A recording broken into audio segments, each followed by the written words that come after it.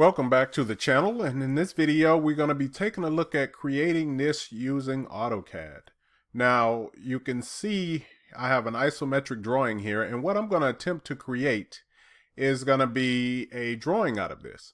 And sometimes you can imagine in your mind that you just have a part or you went out and measured something, and oftentimes, especially if you're new to the drafting field, you're going to have to figure out what you're going to need in order to create a actual drawing for some of this stuff to be created. So in this one, you can see I don't have the other views. All I have is something that I measured out here.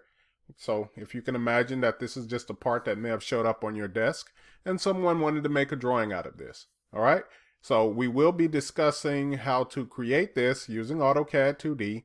We're also going to create the isometric, and in terms of that, we're going to also create it to the drawing. So this is going to be one complete video of all of this stuff. So hopefully that's something that you're interested in.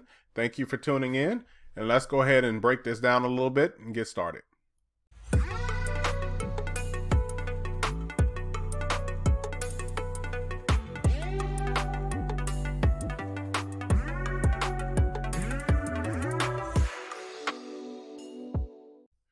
Okay, so when we come to looking at this, some of the things that we need to look at is some of the similarities. So you can imagine that this is some kind of tray, and we have these kind of triangular pieces fit up on the inside of it some way. Now we have to be able to tell whoever is going to manufacture this exactly what we're doing. Now we're going to omit the tolerancing and things of that nature because that's standard stuff that's typically on a title block. So if you do work for any company, there will be some tolerancing and things of that nature. And that's basically depending on how many decimal places or things of that nature that you have on your dimensions. Now this drawing, I'll let you know straight up from the beginning here, it's going to be in millimeters. So when it comes to the drawing of this one, I think I'm going to create it in millimeters, but I'm going to go ahead and scale it up, and then we're going to take a look at doing those dimensions and having dual dimensions on this one, because I don't think I have very many videos of me actually creating dual dimensions. So that's what is going to happen here. We'll go ahead and take a look at this, and everything should be pretty much straightforward here. You can see that we do have 100, right? So that just tells me the length. I do have the width. And then for the overall height here, it's really standard if you'd have had, or if I'd have had one dimension here showing that this thing is actually 25 millimeters high. Here on the inside, you can see that we have a 22.5, so that should let you know that if the overall height of this, which I just added these two numbers together, which gave me 25, and if I minus this, the thickness along here at the bottom should be 2.5, right? And that's why you see this typical 2.5 here. This is just telling me that the whole basic of this tray here, all the way around it, as well as underneath the bottom of it, is 2.5. So that's why it's getting a label of typical. Some of these other dimensions that you see on here, where you have 4 places and 2 places, that just means that it's assigned in 2 different places. Meaning that this 20 here tells me that the length is going from here is going to be 20. Also, the length that is going here is 20.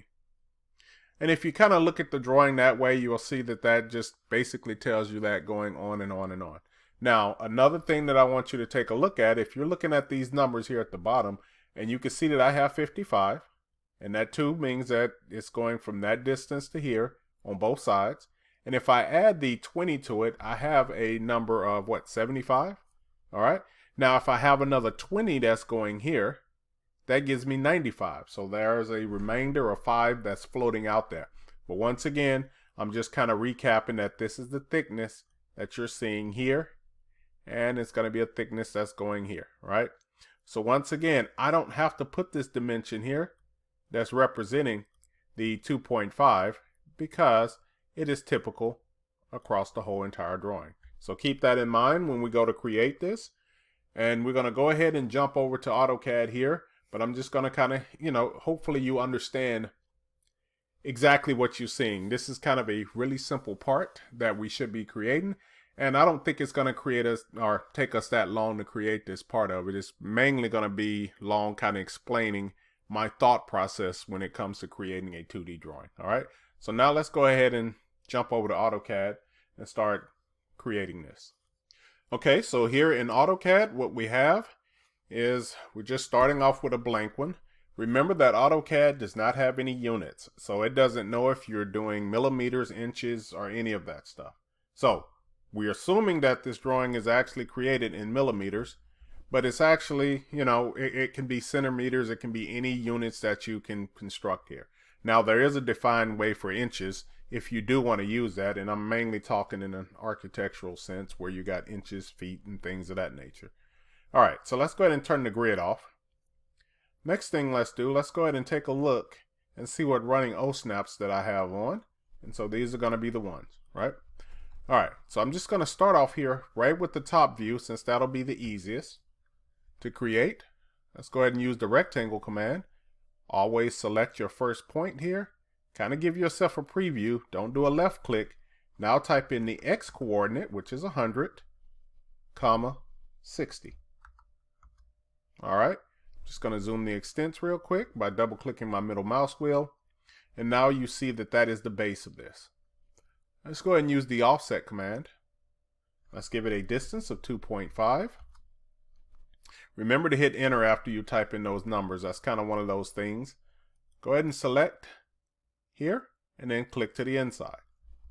All right, so we do have that set up going all the way on the inside. Now I'm just going to go here and work on one of these corners here. I'm trying not to have any double lines that runs over here. So what I'm going to do, let's go ahead and zoom out actually, just a hair more. Let's start off with the line command. I'm going to touch this endpoint here. And then what I'm going to do is move my cursor to the outside here. And I'm getting a green tracking line here. So once I receive that, I'm just going to type in 20, hit enter. All right, so now that basically started my line 20 over to the left. And then I'm going to type in the 20, comma 20 and hit enter. And it looks like it didn't give me what I needed there. I'll try it again. Let's go 20, comma 20, hit enter, and then hit the escape button. All right. So what I basically did was I tracked from this endpoint, and that was the first thing I did. So I am using a O-snap tracking. And remember, for you that if you're not familiar with this, that's going to be the F12. No, sorry, F11. F12 is our dynamic input. So make sure that you have that turned on. And then you can track off of this. And then I just typed in the rectangular coordinate, which is 20 from here and 20 from here. Okay. So now that I have this line created, what I need to do is go ahead and mirror this across to here. So I'll go ahead and use the mirror command. Select this line, enter. I'm going to go from this midpoint. So click that midpoint, go straight up and click this midpoint. Go ahead and hit enter. All right. Now I want to use the mirror command again. So just hit enter on your keyboard and that's going to take you back to the last command. All right.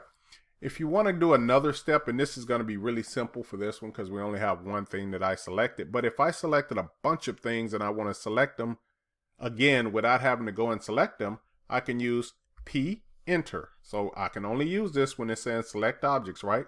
That P stands for previous. So when I hit P enter, you're going to see that line light up. And then I'll go ahead and select this line as well. Enter. Go from that midpoint, going across to this midpoint.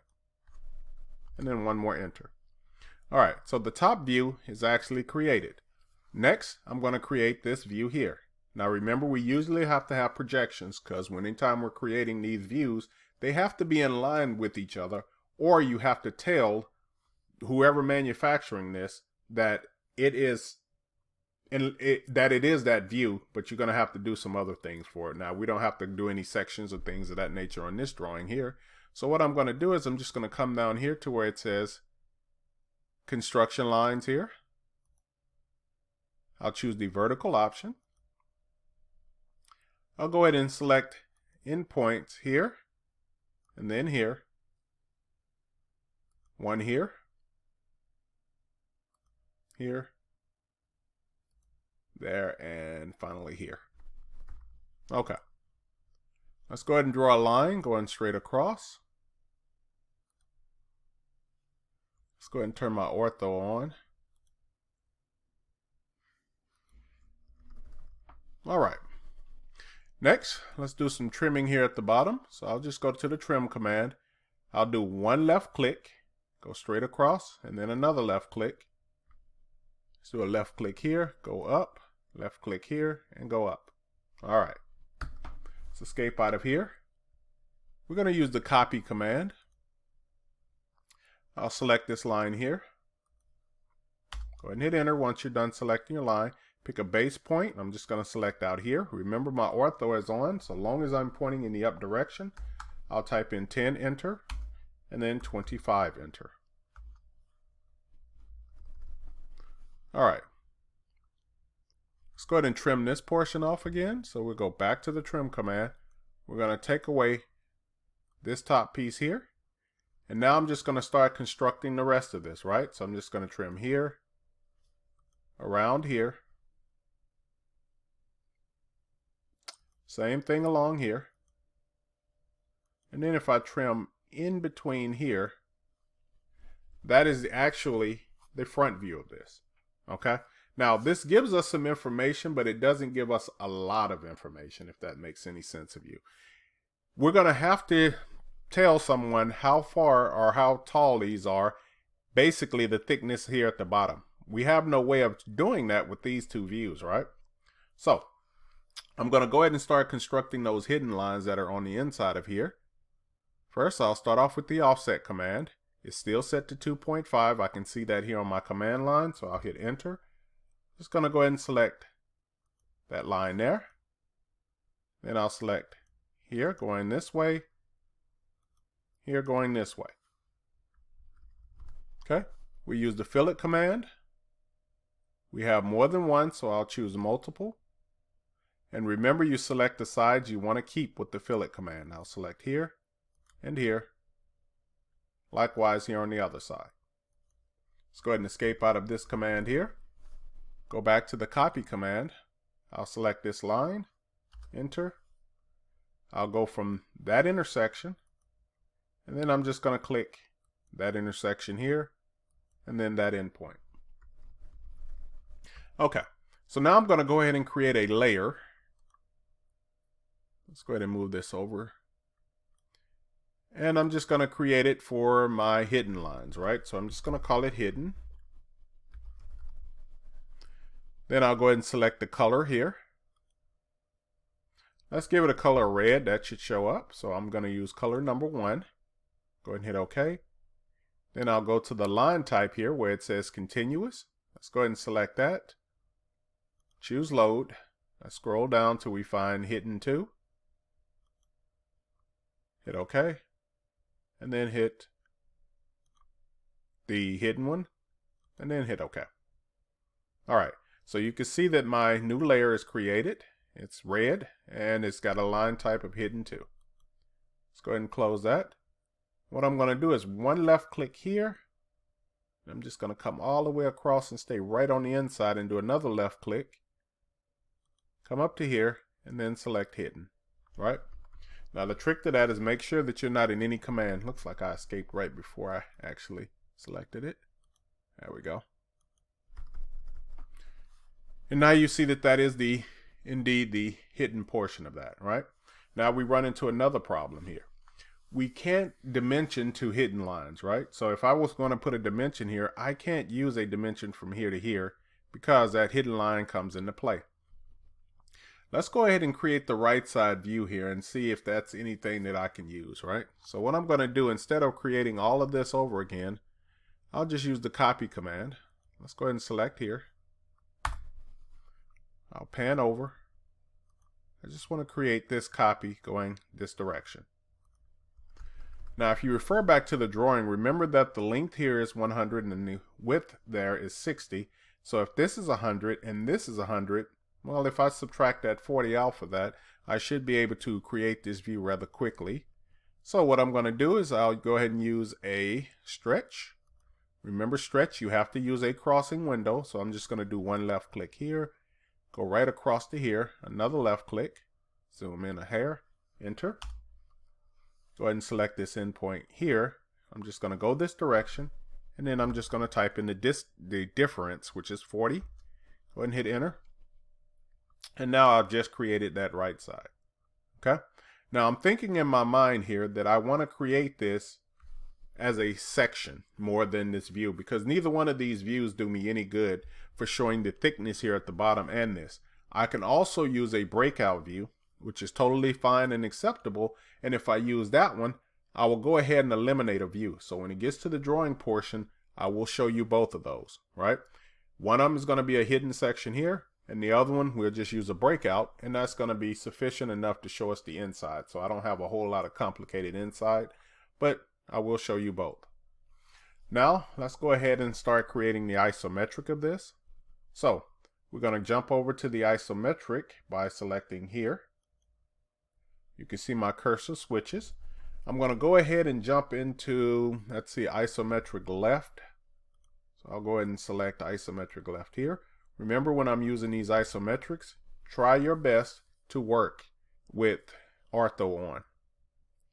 Let's go to line. Let's click here. I'm going to go down a distance of 10. Come down this direction a distance of 100. Let's go up a distance of 10. And then I'll just go C to close, right?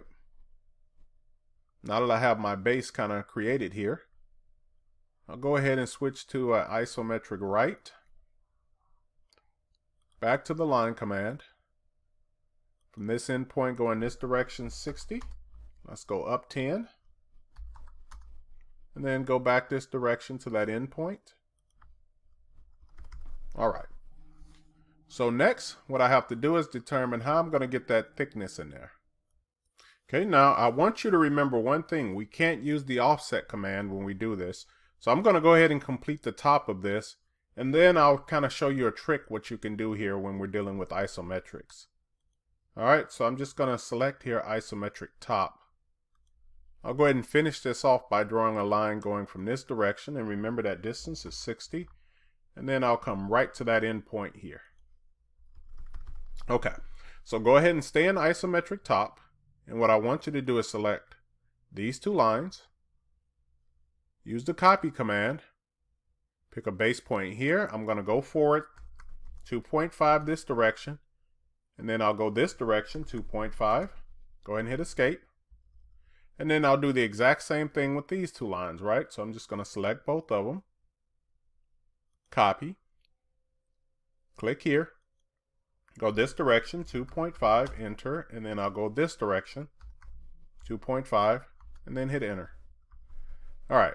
So now the remaining part of this, which is going to be the outside of it, I'm just going to go ahead and delete. So all of these lines that are sitting here to the outside, let's go ahead and erase them. And then we're going to use the fillet command. We have multiple. And then I'm just going to select all of these on the inside, right? So these lines that are on the inside, we're just going around and creating the inside portion. All right, we don't have that bottom part defined yet here, and it's probably, you know, a little presumptuous to try to go ahead and do it now. Oh, looked like I missed one fillet. I'm sorry. But we do have a lot of stuff that we can kind of base this off of, right? So let's go ahead and switch to an isometric right. I'm going to draw a line here going from this endpoint, and I'm just going to go up a distance of 15. I'll come over this direction a distance of 10. Sorry, a distance of 20. All right, and then we're just going to come down here a distance of 15. And let's go ahead and zoom in a little bit here. Let's go ahead and switch back to an isometric top. Do the same thing here. So I'm just going to go a line from that endpoint going over a distance of 20. And then I'll come right back to this endpoint here. Now there's no need for me to draw that vertical line going down because you won't be able to see it. All right. So now with this information, what I'm going to do is I'm just going to do some copies of things and makes it a little bit easier instead of me kind of trying to recreate a lot of this stuff. So I'm just going to go to copy. And I'm going to select these two vertical lines here. Go ahead and hit enter. I'm going to choose this endpoint here, or that intersection. And I'm just going to click here, as well as here, right? Let's go ahead and copy these two as well. And next I'm just going to place these endpoints right here on this back part here. Now you can either choose to draw that line over the top, and I should have copied that line with it, but we can just go ahead and draw those lines that are connecting right around the top of this.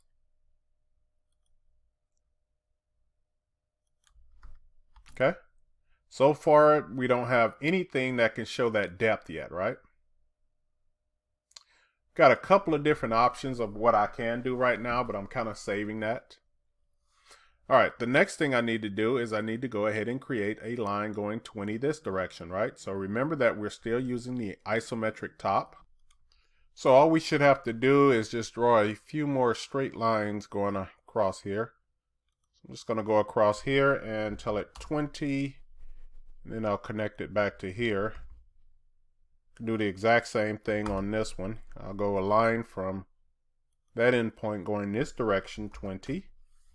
And then I'll connect it back to here. And this one over here is going to be our most important block because it's going to show us all the information. So I'm just going to go ahead and create that line that's going 20 this direction. Go back to the endpoint here. And now I'll go ahead and switch to an isometric, let's call it right. Then we're going to draw a line going straight down, and remember that distance that we set there at the beginning in the intro of 22.5. So I'll go ahead and go there. All right, let's go ahead and copy some remaining lines here. So I'll choose here, go to copy. Let's grab that endpoint here, and I'll click it here. Oh, I should have put it in two places. Let's go ahead and copy it again. Let's go from that endpoint and place it here. Okay, let's go ahead and take a look at here, because once again, this is our most important view here. So I'm just going to copy this line from this endpoint down to that one. Let's use the fillet command and just fillet these two lines together here. All right, and I think, let's see, we need to go ahead and do some copying here. So let's go ahead and copy these two lines. And what I'm going to do is copy it from this intersection here down to this endpoint. Okay, I think we got everything that we need to complete this now. It's just a matter of trimming. So let's use the trim command. And I'll kind of start working on this side first. So I'm just going to trim these lines back. And remember that this is that bottom edge there. We will see this edge here, but once it wraps around the corner, we won't see any of this stuff happening. All right, let's go ahead and work on this block now. This one is already complete for us, so there's nothing that we need to do. Let's come over and work with this one. I'm going to trim this one back. We're going to start here with this line. And then we know that we will see this line here, but once it turns this corner, this will not be seen. Okay. And then finally our, kind of super important block here. Let's go ahead and get rid of this line going back here because we won't see anything behind it. And then we're going to go ahead and trim off these two corner pieces, right? And then let's go ahead and get rid of that piece as well. And then we should be able to escape out of this, and now we have our isometric completed. Okay? Next, let's go ahead and start setting this up to do some kind of drafting. So let's go ahead and get out of the isometric since that is finished. I'm just kind of giving it a quick glance over there to see if I forgot anything. All right. Remember that this drawing is set in millimeters, right? And I want this to display inches as well. So there's two options that you're going to have to kind of realize or kind of think about in your mind. You have millimeters going to inches, or you have inches going into millimeters. Now there's many of ways that you can convert this. One super important number to remember that if you're in the drafting field is the 25.4, right? That is the conversion rate from 1 inch is equal to roughly 25.4 millimeters. And likewise, if you're going the other direction, and let's go ahead and pull up my calculator here, we have to do some math going the other way. So if I divide 1 by 25.4, that is the actual conversion rate to flip it back, going from millimeters to inches. So I will keep this number here, and we're going to bring this up here in a second once we start setting up our title block and things of that nature. But I'm going to assume that I'm going to create this using a, inches or millimeters. Now, this is also one of those things that is determined by your title block, right? And let me go ahead and pull up a metric title block, since we're going to use a metric, but we're going to use our inches as well. So the equivalent for a more or less a B-size American or imperial unit title block is going to be either an A4 or an A3. So it's either somewhere in between that. So we're going to choose based on that. Let's go ahead and use a A3 title block, and that's going to be a little bit bigger, but the metric system works just fine, right? So we're going to go ahead and create a really quick and kind of rude, I guess, title block. Let's go ahead and use a rectangle. Type in from 0, 0. And then we have to tell it how far to go, right? We're going to tell it to go, and I said an A3, right? So if we're going to use an A3, that's going to be 420, 297. All right, so that's the equivalent, more or less, here in a metric size title block, right? I'm going to also go ahead and do an offset here.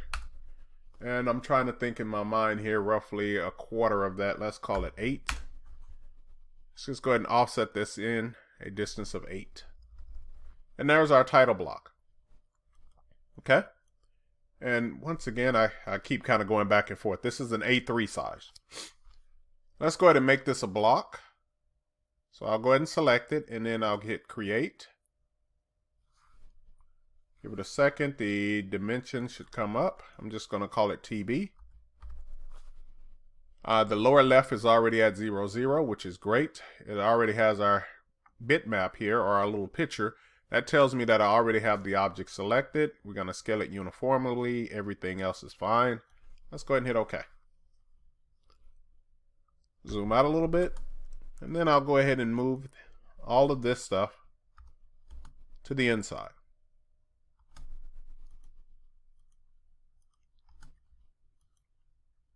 Let's go ahead and turn the ortho off here just so I can get it to move properly.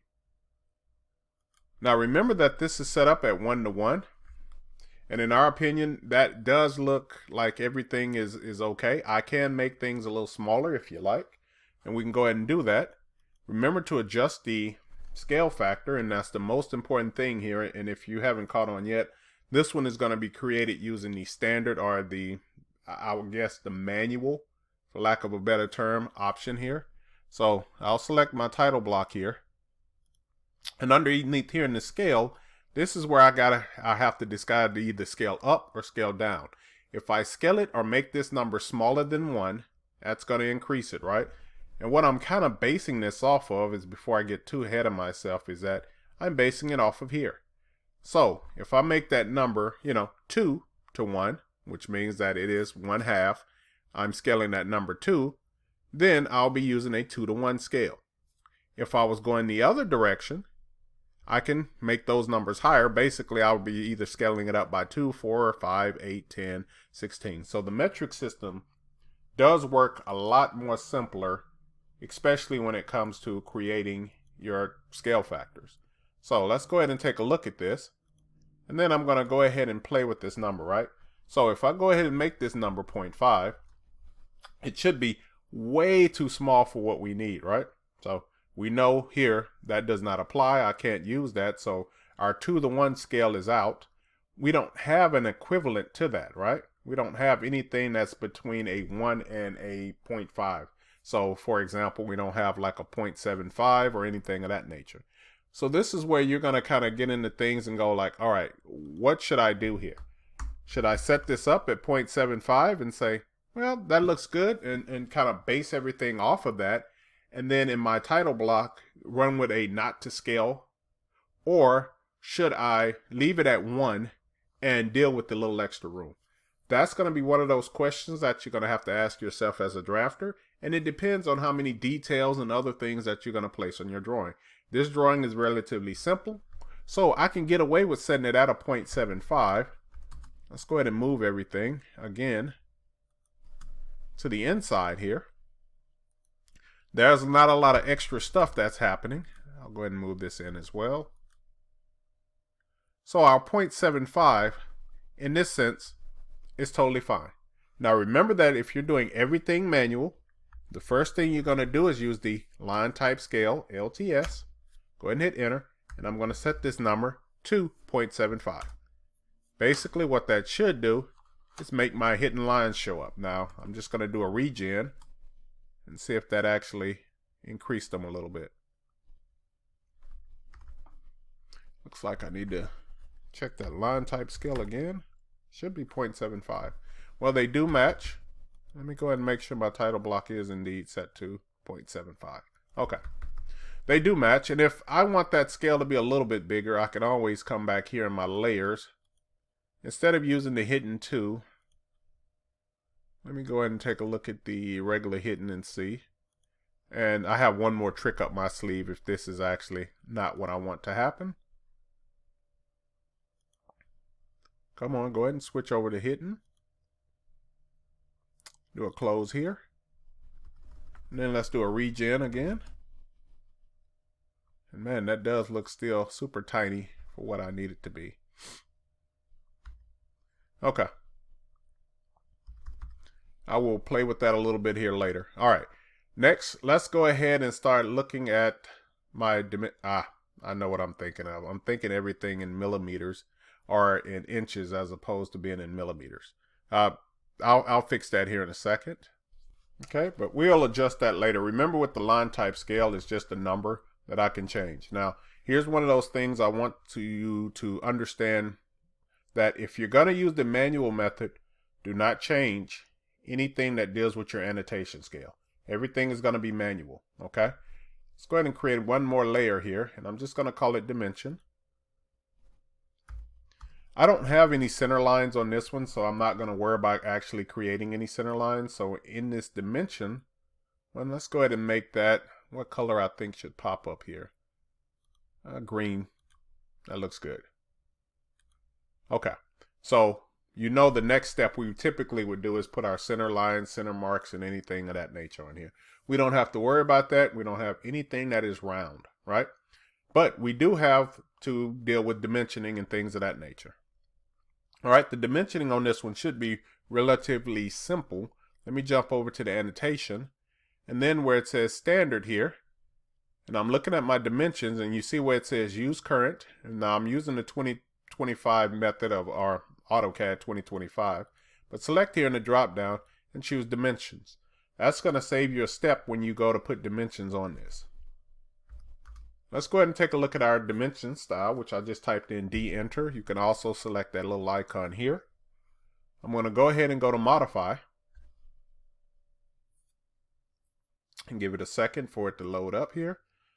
And then I will start this time going to the right. I won't go to the tolerancing, but I will choose the alternate units. Now remember that fancy number that I showed you here a second ago. I'm going to tell it to display it. And you're going to see that it will appear here on my screen, right? I want that to appear below it. So now I have a gap in between there. And then I have to tell it, remember that fancy number that I told you before, that 25.4. That's if we were going from inches to millimeters. But this time we're going the other direction. I'll go ahead and pull up my calculator. Here's that fancy number. I'm just going to copy this number. And then I'll paste it here.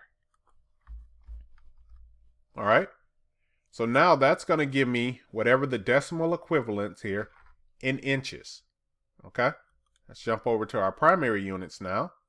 All of this stuff we're going to still apply is going to make sense to us, right? So this is decimal units since we're dealing with metric. I'm going to go ahead and suppress any trailing zeros. I can leave this as, 4 numbers, but it's going to get rid of any additional zeros that are behind it. Okay. Just trying to look here. If you want to get a little bit more fancier, with your drawing. You can also put underneath these suffixes here, but I'm not going to do it. You can put a millimeter sign behind it. And then if you take a look in the preview, that's one of those things that you can kind of define and say, hey, I want my drawing to show millimeters or metric or centimeters or whatever you got behind it, whatever unit of measurement. But for our case, there's no need to do that. Let's go ahead and take a look at the fit. We're going to go ahead and set this number equal to whatever the scale factor was, which was 0.75. And I already know what mistake I'm kind of making here with these lines and stuff of that nature, and I'm going to have to kind of adjust some things here. I'm going to go ahead and jump to here, and then remember now we're talking metric. Everything here that is set up in AutoCAD, especially if you're using the English version of it or the US version of it, is going to be in the inches. So all of these numbers that you're seeing are in inches. So they're going to be super duper tiny as compared to what you would see in a metric part of it. If I want to kind of get something equivalent to it, I can go 25.4 times my 0.125s, and that roughly gives me around 3, which is a kind of good standard to use here for the text height. So if I make that number 3, and then I'll come over here and take a look at my arrowheads and things of that nature. You see everything is super small. We don't have any of this stuff going on. But if I can convert that, and once again, I'm kind of doing this to get everything the equivalent of it. Let's see. I'm actually kind of messing up here.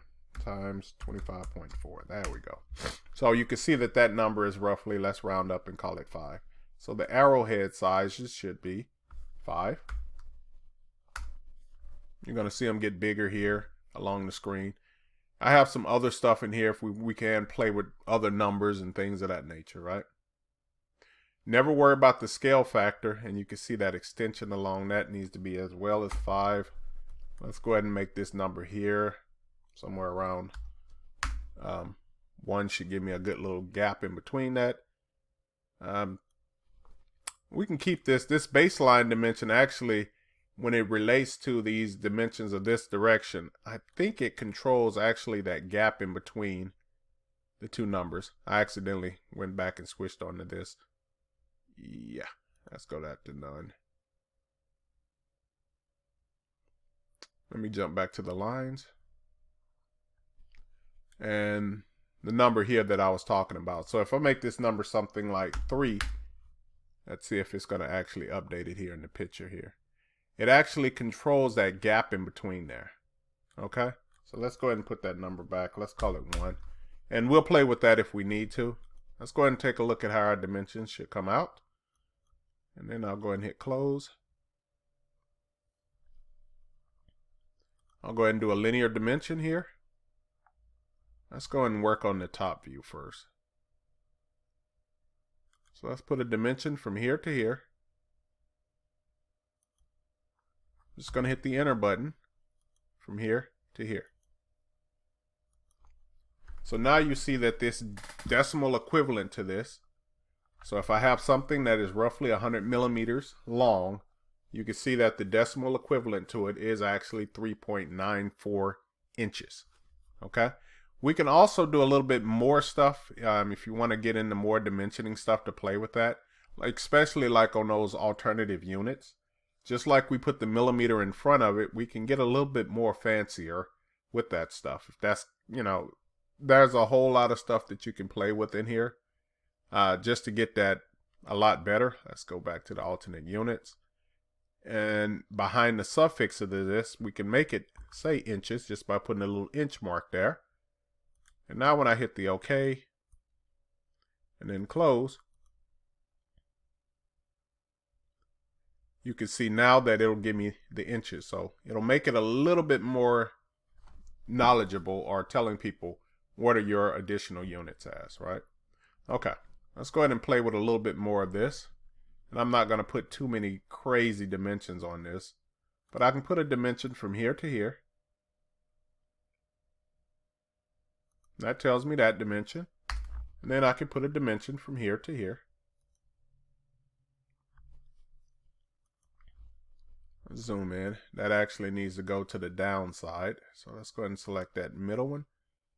Let's flip it this direction. You do have some other options if you just hover over this. And then you can say, hey, go ahead and move that with a leader. And then I can be able to flip it to here to the other side. Okay? And I do apologize. I see this video is getting kind of long here. But just kind of showing you a whole lot of stuff. All right. A couple of more dimensions on here, and I think I'll be kind of done with showing you some basic dimensioning stuff here. These are just regular linear dimensions. Now, one thing I wanted to make sure I cover here is that I have to decide how am I going to show this thickness. We could see that the thickness here can be shown along here, right?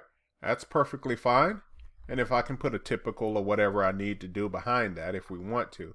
But in this case, what I want to do is take a look at what's happening here. I have two options that I can use. I'll tell you about the first one, which is going to take a little bit more work.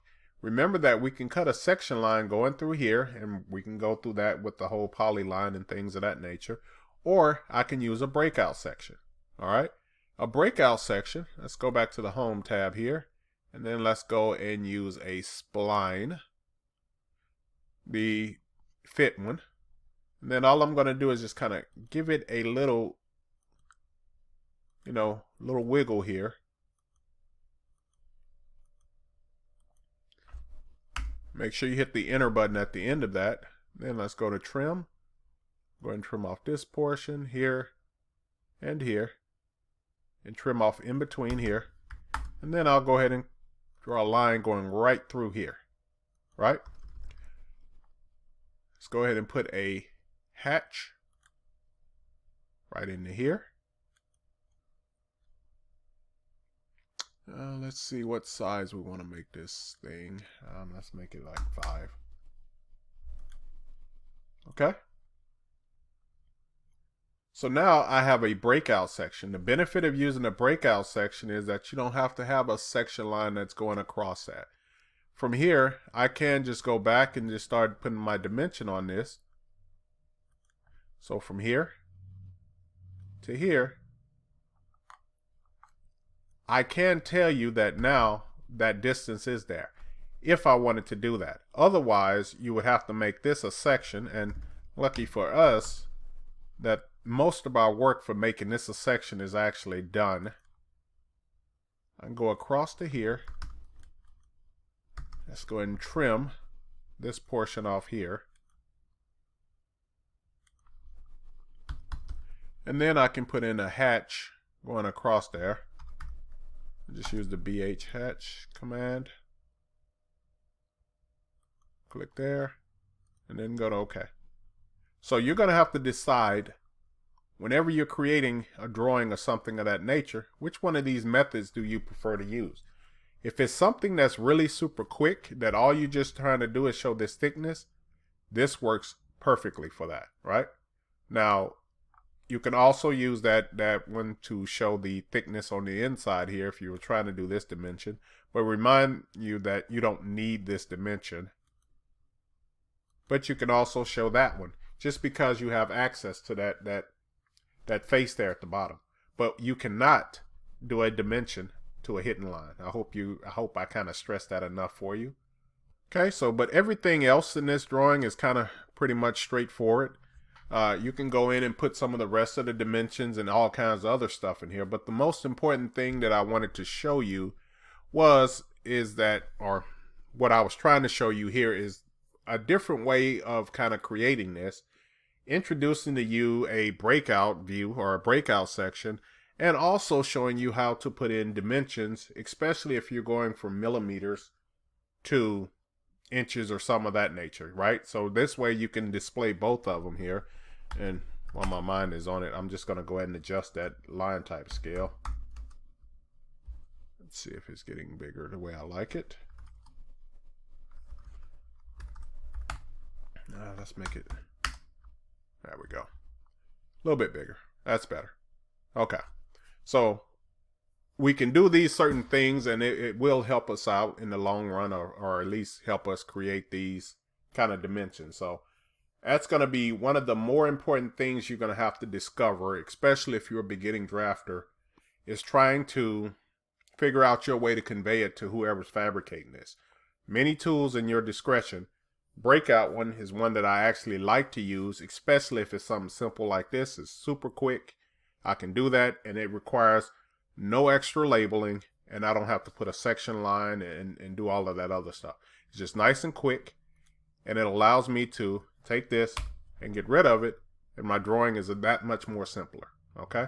But anyway, hopefully you enjoyed this video. I don't want to talk because I can talk for another hour on this subject and kind of show you all kinds of stuff that's in this. And if there's something else, or maybe I didn't explain something clearly in this video, please go ahead and leave me a comment, and I will make another follow-up video to this, kind of explaining a lot more that I could go into, or different concepts of this. All right, so thank you for watching, and as always, keep drafting.